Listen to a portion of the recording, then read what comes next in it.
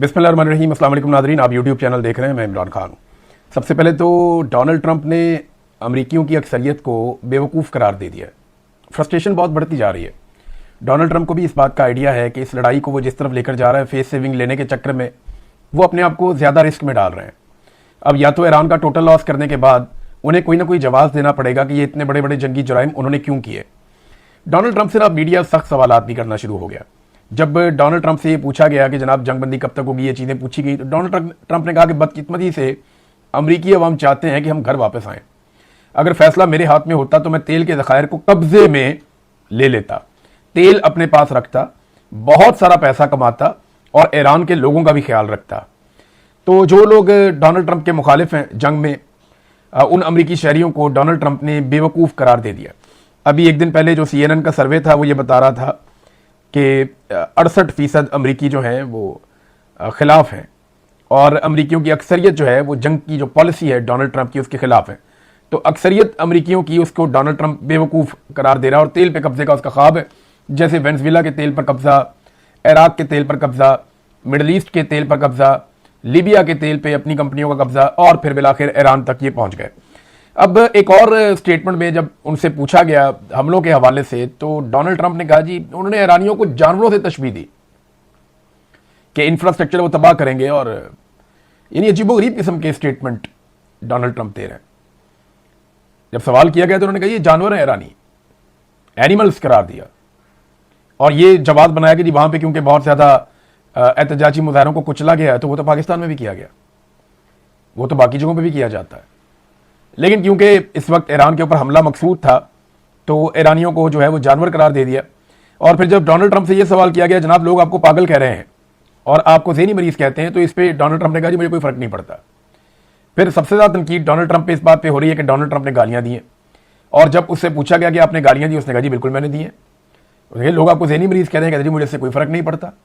ये जिस आदमी की हालत हो जाए वो मामले को कहां तक ले जाएगा इसका आप अंदाजा लगा सकते हैं। फिर इसमें एक और चीज है, डोनाल्ड ट्रंप ने कहा कि मंगल फाइनल है। यानी डोनाल्ड ट्रंप से पूछा गया ना कि आप बार बार टाइम बढ़ा देते हैं, पहले आपने कहा जी कि 2 दिन, फिर कहा 5 दिन, फिर कहा 10 दिन, तो एक और नई डेडलाइन आएगी। तो इस पर डोनाल्ड ट्रंप ने कहा जी डेडलाइन कोई नहीं है, अब मंगल फाइनल है। पाकिस्तान ने जो तजावीज़ दी, रॉयटर्स के मुताबिक पाकिस्तान के आर्मी चीफ ने ये कार्रवाई की, उन्होंने रब्ता किया ईरान से भी, अमेरिका से भी, और तजावीज़ बनाकर दोनों ममालिक के साथ शेयर की कि ये वो एक बीच का रास्ता है जिससे जनाब आप लोग मुज़ाकरात करके इससे निकल सकते हैं लड़ाई से, क्योंकि पाकिस्तान को सूट करता है कि जंगबंदी हो जाए। आसिम मुनीर ने कोशिश की है ना कि ये पाकिस्तानी हुकूमत को करना चाहिए था, आसिम मुनीर साहब का ये मैंडेट नहीं है। लेकिन जो कोशिश की उसमें ईरान के सामने जो चीजें पाकिस्तान ने रखी उसमें एक तो ये फौरी तौर पर जंगबंदी होगी, आबनाए हुर्मत फौरी तौर पर खुल जाएगी और 15 से 20 दिन के अंदर मुस्तकिल जंगबंदी के उसूल तय पा जाएंगे और इतने अरसे में ईरान आइंदा कभी भी एटमी पावर नहीं बनेगा, ये भी तय कर लेते हैं। और उसके साथ ईरान पे से कुछ पाबंदियां भी उठा ली जाएंगी और ईरान जो है उसको कुछ सहूलियात भी फराहम की जाएगी, जैसा कि उसके कुछ एसेट्स हैं या उसके कुछ फ्रीज हुए हैं असासे, वो सारे उसको मिल जाएंगे, जो कुछ भी उसका जब्त किया हुआ है। ये ईरान को पाकिस्तान ने कहा। लेकिन पाकिस्तान क्या इसकी गारंटी दे सकता है? तो जवाब है कि नहीं दे सकता। मैं आपको एक मिसाल देता हूं। 2 मिसालें हमारे सामने हैं, एक हमास की और एक अफगानिस्तान की। इन दोनों ने अमेरिका के साथ मिलकर डील की थी। जब हमास ने अमेरिका के साथ मिलकर डील की थी उस वक्त जो सालिस थे वो तुर्की और मिस्र थे। उन्होंने गारंटी दी थी कि ऐसा कुछ नहीं होगा, आप जंगबंदी करें। तो हमास ने अमेरिका के साथ, इसराइल के साथ जंगबंदी कर दी, वो जंगबंदी हो गई।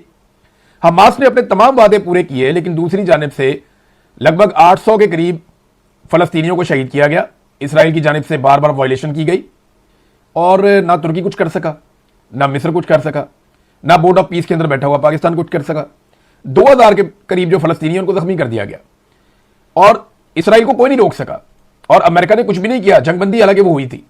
हाँ, एक वाकया जो है वो तालिबान के साथ जंगबंदी का था अमेरिका का। वहां पे तालिबान ने अपनी ना सिर्फ तमाम शराइत मनवाई बल्कि तालिबान ने फोर्सफुली ऐसी जंगबंदी की कि दोबारा जंग अमेरिका के साथ तालिबान की हुई नहीं। लेकिन उसके लिए तालिबान को लंबे अरसे तक जंग जारी रखनी पड़ी। कतर के अंदर वो मुज़ाकरात हुए थे, पाकिस्तान ने एक दौर के अंदर कोई सहूलतकारी भी की थी और उसके बाद जो है वो अमेरिका और तालिबान डायरेक्ट हो गए। ये बैठते थे कतर के अंदर, मुज़ाकरात करते थे। तो ईरान के सामने दोनों मिसालें। इसी बुनियाद पे ईरान ने जो आर्दी जंगबंदी है उसे मुस्तरद कर दिया। ईरान ने कहा जी कि आर्दी जंगबंदी नहीं चाहिए, हमें मुस्तकिल जंगबंदी चाहिए और इस बात की गारंटी भी चाहिए कि आइंदा हमारे ऊपर हमला नहीं किया जाएगा। अब यह गारंटी कौन दे सकता है? पाकिस्तान तो नहीं दे सकता। और अगर ईरान को कुछ ममालिक ये गारंटी दे सकते हैं तो उन ममालिक को बीच में आना पड़ेगा, जैसा कि यूरोपीय यूनियन है, अक़वाम मुत्तहिदा है, रूस है, चाइना है, बाकी ममालिक हैं, अरब ममालिक हैं। कम से कम अरब ममालिक ये तो गारंटी देंगे कि आइंदा उनकी सरजमीन से ईरान के ऊपर कोई भी चीज फायर नहीं होगी, ये गारंटी देनी पड़ेगी। और अगर होगी तो ईरान उसकी क्या कीमत चुकाएगा, ये गारंटी भी देनी पड़ेगी। देखिए, अरब ममालिक के अंदर जो अमरीकी अड्डे हैं वो ईरान के खिलाफ हैं, इसराइल के खिलाफ नहीं है। पूरी दुनिया में एक भी अमरीकी अड्डा इसराइल के खिलाफ नहीं है, बल्कि अरब ममालिक में जितने भी अमरीकी अड्डे हैं, अरबों का किससे लड़ाई है? पाकिस्तान के साथ नहीं है, इंडिया के साथ नहीं है, अरबों की यूरोप के साथ लड़ाई नहीं है, बड़े शानदार ताल्लुकात हैं। मगरबी ममालिक हो या अफ्रीका हो, कहीं पे भी अरबों की लड़ाई तो है ही नहीं, ना अरब आपस में लड़ते हैं। तो इनकी लड़ाई सिर्फ और सिर्फ ईरान के साथ है और इसी बुनियाद पे यहां पे अड्डे मौजूद थे, ये हमें सबको मानना चाहिए। तो ये गारंटी देनी पड़ेगी आइंदा इन अड्डों से कोई भी मिसाइल या कोई भी हथियार इस्तेमाल नहीं होगा, एक सिंगल बुलेट भी फायर नहीं होगी ईरान पे। अब ये गारंटी क्या पाकिस्तान दे सकता है? तो जवाब सादा सा है कि पाकिस्तान की ये पसली नहीं है कि पाकिस्तान इस नौयत की गारंटी दे।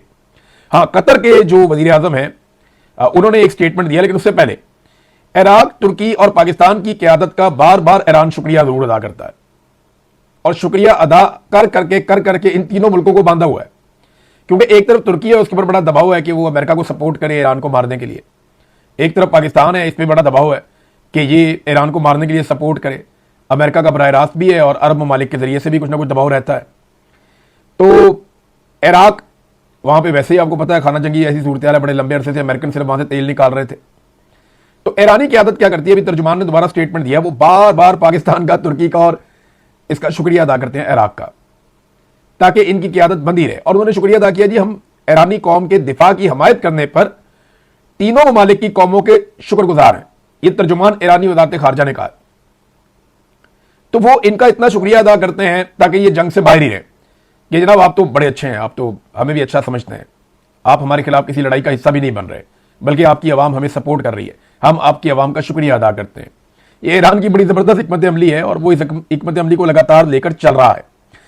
अच्छा, तो तारीखी खौफनाक ऑपरेशन हुआ ईरान के अंदर अमेरिका की जानिब से, उसकी तफसीलात सामने आना शुरू हो गई हैं। रॉयटर्स ने उसके बारे में लिखा, वॉल स्ट्रीट जर्नल ने उसके बारे में लिखा, कुछ और अमेरिकी अखबारात उसके बारे में लिख रहे हैं। ईरान कुछ और कह रहा है, अमेरिका कुछ और कह रहा है। हकीकत क्या है वो वक्त आने पे चीज़ें खुलती हैं, लेकिन जितना बड़ा और खौफनाक ये ऑपरेशन था, ये एक पायलट के लिए हो नहीं सकता। अब 2-3 पॉसिबिलिटीज़ हैं जिसके ऊपर माहिरीन बात कर रहे हैं। नंबर 1 ये है कि पायलट को रेस्क्यू करने वाला ऑपरेशन तो बड़ा महदूद था, लेकिन ऑपरेशन के लिए जो लोग गए थे वो भी फंस गए और उनके तैयारे भी गिर गए। लिहाजा अब इतनी बड़ी तादाद में अमेरिकन वहां पे ईरानी सरजमीन पे मौजूद थे कि उन सबको निकालने के लिए एक बहुत बड़ा ऑपरेशन करना पड़ गया। और अब अमेरिका का दावा है कि वो सारे निकाल लिए गए। पहली तो कहानी ये है। दूसरा ये है कि ये पायलट को रेस्क्यू करने वाला ऑपरेशन नहीं था, ये उससे काफी दूर इलाका है जहां पे ऑपरेशन किसी और नौयत का था। कुछ माहिरीन का मानना है, या ईरान के कुछ लोग ये दावा कर रहे हैं कि कुछ यूरेनियम लेने के लिए अमेरिकन ने एक ऑपरेशन किया है कि उनका निशाना यूरेनियम है, वो उसको उठाकर वहां से ले जाएं और जाकर कहें ये वॉर ट्रॉफी है, ट्रंप के सामने रख दें और ट्रंप कहे जनाब कि हम यूरेनियम ले आए उठाकर, लिहाजा हमारी जीत हो गई है। ये भी एक रीजन हो सकता है। और तीसरा, अमेरिकन कोई ऐसी कार्रवाई डालने वहां पे गए थे ईरान में जिसके बारे में शायद अभी किसी को पता नहीं है।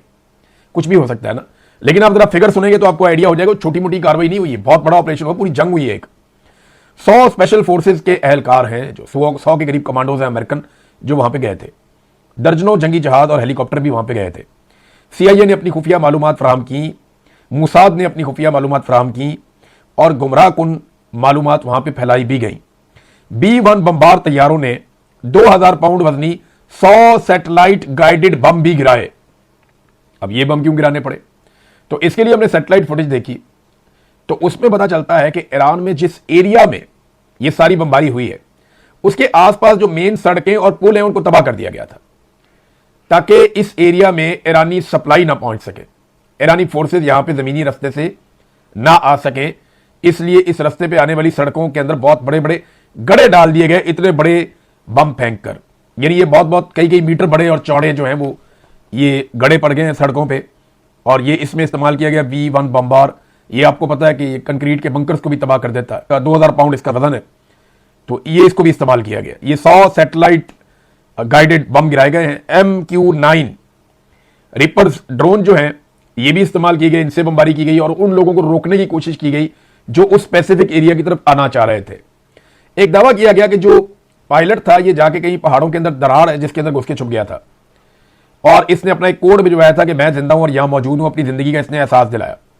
फिर इसको लेने के लिए जो फौजी गए वो भी फंस गए, उनके जो तैयारे हैं वो दोबारा फ्लाई नहीं कर सके, वो वहीं धंस गए और उसके बाद फिर एक बड़ा ऑपरेशन करना पड़ा और फिर इस आदमी को वहां से इसके टखने में बताया जाता कि चोट लगी है, जो एयरफोर्स का आदमी था जो गिरा था अमेरिकन तैयारे से, जो इजेक्ट हुआ था, तो उसको वहां से रेस्क्यू किया, बाकियों को रेस्क्यू किया और फिर एक बड़े रेस्क्यू ऑपरेशन के जरिए से निकाला गया। ये अमेरिकन मीडिया कह रहा है। ईरानी मीडिया कह रहा है ये कोई और कार्रवाई डालने आए थे, उन्होंने इनकी कार्रवाई पूरी नहीं होने दी, मकामी कबाइल ने और जो ईरानी फोर्सेज हैं उन्होंने इनको नाकाम बनाया है। दूसरा दावा यह है ईरान के ऊपर डेडलाइन खत्म होने से पहले ही बड़े खौफनाक हमले किए जा रहे हैं। Sharif University of Engineering and Technology बहुत बड़ी ईरान की एक इंजीनियरिंग की यूनिवर्सिटी है, वहां से साइंटिस्ट पैदा होते हैं, इंजीनियर्स पैदा होते हैं ईरान में। तो इस यूनिवर्सिटी के ऊपर बंकर बस्टर बम मारे गए हैं और यूनिवर्सिटी की लेबोरेटरी समेत बहुत सारे एरियाज को तबाह कर दिया। अब ये तो देखें ना, यूनिवर्सिटी के अंदर तो बम नहीं बन रहे ना, ये कोई इंफ्रास्ट्रक्चर फौजी वाला तो नहीं है, यहां तो तालीम मिल रही है। तो अमेरिका इसको यकीनी बना रहा है कि ईरान के पास को पढ़े लिखे लोग भी ना बचें और अगर बचें तो यूनिवर्सिटियां तबाह कर दें ताकि आइंदा भी ईरान के अंदर तालीम का सिलसिला रुक जाए। तो ये जनाब बम मारे गए हैं यूनिवर्सिटियों के ऊपर, कई यूनिवर्सिटियां तबाह की गई, अस्पताल तबाह किए गए हैं, बहुत सारे पुल तबाह किए गए हैं। और इसके अलावा ईरान का जो शहर है शराज, वहां पे ईरान के कुछ पावर प्लांट है उनके ऊपर अटैक किया गया, एक इंडस्ट्री है उस पर हमला किया गया, एक पेट्रोकेमिकल प्लांट है ईरान का बहुत बड़ा, उसको तबाह किया गया।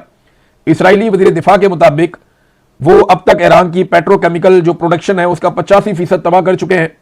और ये जो अभी एक बड़ा प्लांट पेट्रोकेमिकल का तबाह किया गया है, इसके बारे में इसराइल ने दावा किया कि ये ईरान का 50% प्रोडक्शन करता है और इससे पहले जो तबाह किया गया इसको मिला के लगभग 85% ईरान की जो पेट्रोकेमिकल की सहूलियात है उन्हें तबाह कर दिया गया ईरान में।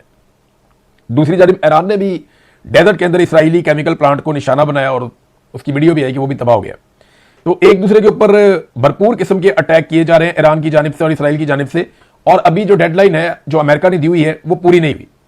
ईरानी जो सोर्सेज हैं वो ये दावा कर रहे हैं कि अगर अमेरिका मुकम्मल तौर पर हमारे पावर प्लांट्स को तबाह कर देता है, इसके बावजूद ईरान में बिजली मुकम्मल बंद नहीं हो सकेगी।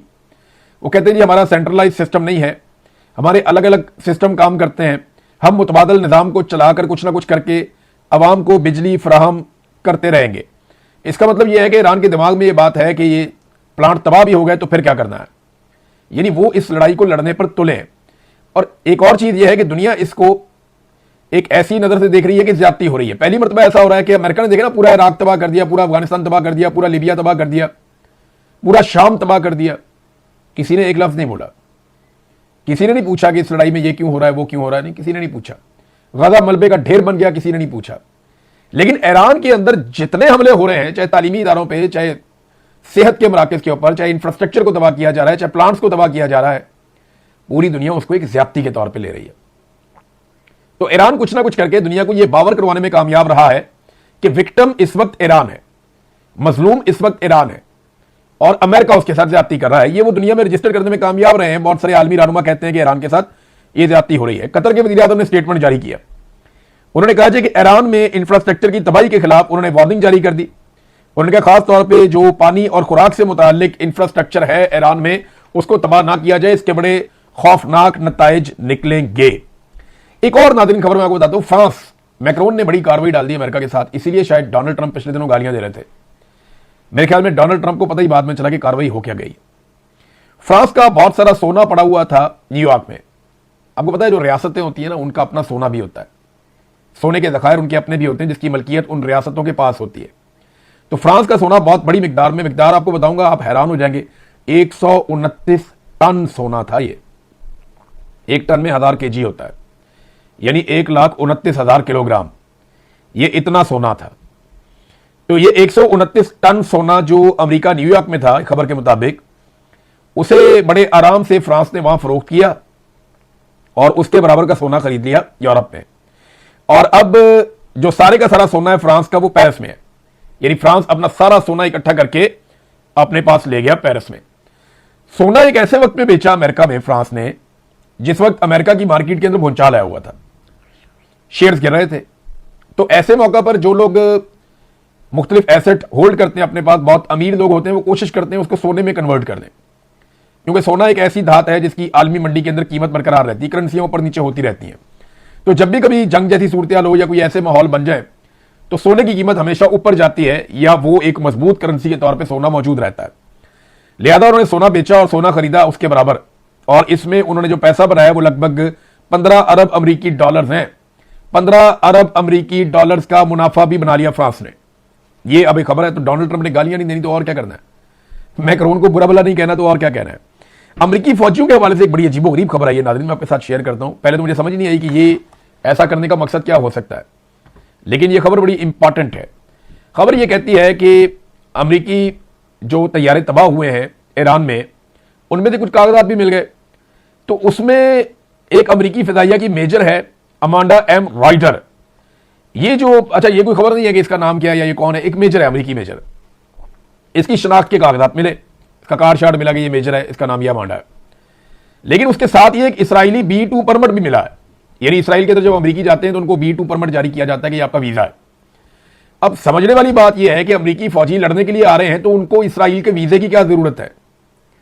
अब मुझे ऐसा लगता है कि अमेरिकन अपने फौजियों को वीजे देकर भी भेज रहे हैं, ताकि अगर कल को कोई मिसिंग हो जाए या कोई मारा जाए तो वो ये कह सकते हैं कि ये तो इसका वीजा था, ये वीजे के ऊपर ट्रेवल कर रहा था, ये किसी ऑपरेशन में नहीं मारा गया। मुझे जो समझ आई है वो इससे यही समझ आ रही है। बहरहाल ये ईरान की फौज ने तबाह होने वाले अमरीकी तैयारे के मलबे से जो दस्तावेजात हासिल की हैं उन पर यह है कि सियाहत के मुख्तसर मुद्दत के शहरी दौरों के जो वीजे हैं वो जारी किए जा रहे हैं, ना कि फौजी ऑपरेशंस के लिए इनको वहां पे ले जाया गया।